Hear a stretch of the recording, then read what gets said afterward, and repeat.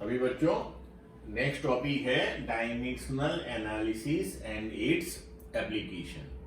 तो dimensional analysis का मतलब क्या है कि problem solving in physics with the help of dimensional formulas, that is called dimensional analysis.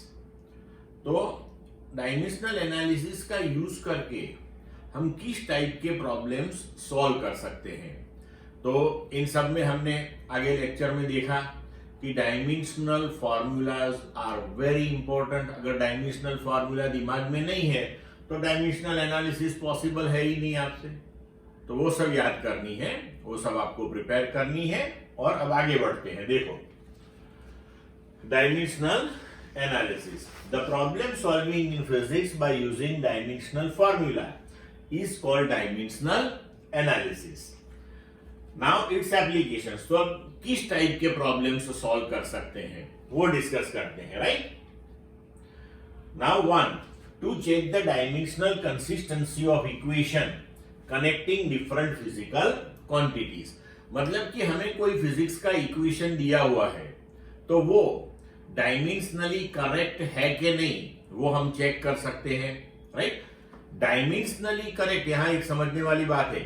Dimensionally correct it doesn't mean physics के हिसाब से भी करेक्ट है। लेकिन अगर डायमेंशनली रॉन्ग है तो फिजिक्स के हिसाब से रॉन्ग ही रॉन्ग है, तो आगे देखने की ही जरूरत नहीं है। लेकिन अगर डायमेंशनली करेक्ट है तो फिर फिजिक्स के हिसाब से करेक्ट है कि नहीं वो आगे फिर प्रोसीजर चलेगी उसको चेक करने के लिए। वो हम एग्जांपल में देखते हैं आगे। Second, to derive the relation among the physical quantities. मतलब कि एक physical quantity in terms of other physical quantities कैसे इक्वेशंस प्रिपेयर होता है वो भी हम इसमें कर सकते हैं। To obtain the relation between the units of any physical quantity in two different system of units.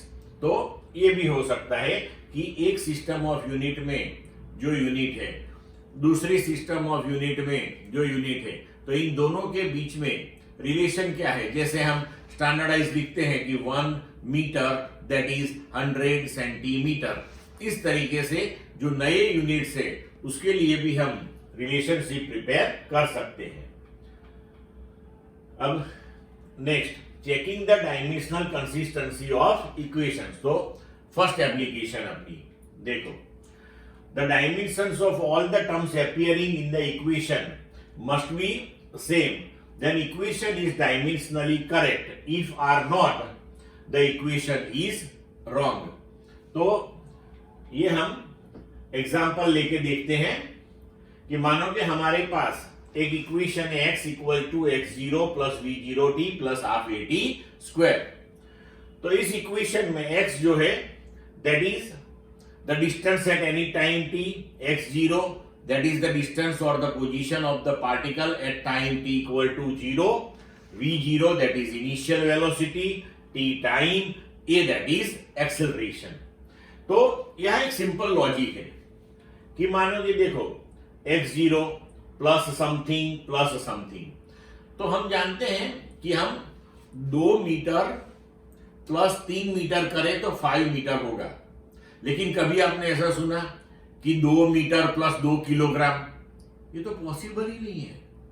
मतलब कि सेम यूनिट वाले सभी टर्म्स होने चाहिए। तो इसमें ये सभी टर्म्स की डायमेंशनल फॉर्मूला सेम होनी चाहिए और that should be equal two dimensional formula of x. तो दोनों साइड की डायमेंशनल फॉर्मूला सब सेम आनी चाहिए। चलो देखते हैं। तो ये सब दिया हमने कि x0 क्या है, x क्या है, v0 क्या है, वो सब लिखा है, हमने एक्सप्लेन किया। Now dimensional formula of x, तो वो तो डिस्टेंस है तो हो गई l। अब x0 वो भी डिस्टेंस है तो उसकी भी l। v0t तो velocity lt minus 1, time t इसकी भी हो गई l। हाफ at स्क्वायर तो हाफ वो तो कांस्टेंट टर्म है, उसकी कोई डायमेंशंस होती नहीं है तो लिखने की कोई जरूरत नहीं है उसकी डायमेंशंस। एक्सेलरेशन की L T minus two T square, तो टी टू, इसकी भी हो गई एल। तो देखो यहां पे each term on the right hand side of this equation has the same dimensions which is same as the dimension of left hand side of the equation, hence this equation is dimensionally correct equation। but यहां देखो मैंने अभी बोला था कि जब भी ये कंसिस्टेंसी चेक करनी आए आपको एग्जाम में, तो आपको कंपल्सरीली ये वर्ड यूज करना है कि dimensionally correct. Dimensionally correct it doesn't mean as far as physics is concern it is correct.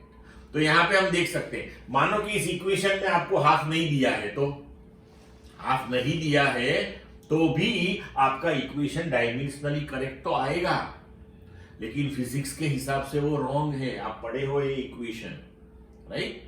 तो इस तरीके से ये इक्वेशन डायमेंशनली करेक्ट है, वो आपको मेंशन करना है। आई समझ सबको? क्लियर?